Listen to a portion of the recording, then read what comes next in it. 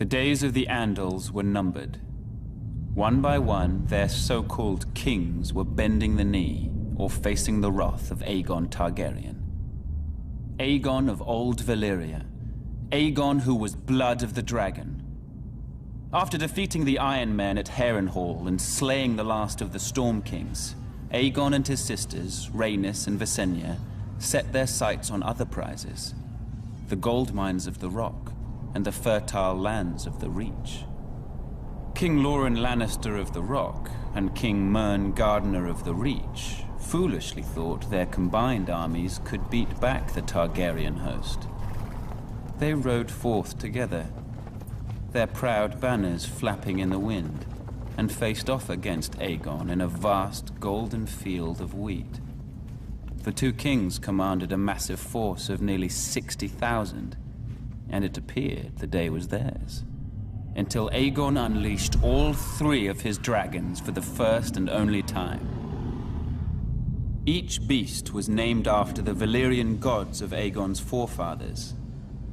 Visenya rode Vhagar, whose fiery breath could melt armor.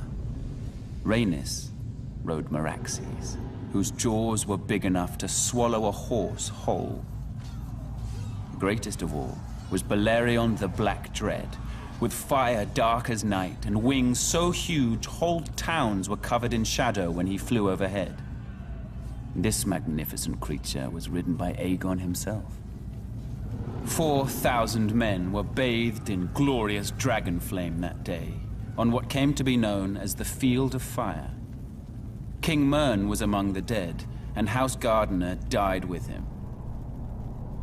His stewards, the Tyrells, surrendered his ancestral stronghold of Highgarden to Aegon, and were appointed Lords Paramount of the Reach and Wardens of the South. When Loren Lannister witnessed Mern's fate, he wisely bent the knee. Aegon spared Loren's life, and the Lannisters were made Lords Paramount of the Westerlands and Wardens of the West. After his triumph on the Field of Fire, Aegon's conquest was assured.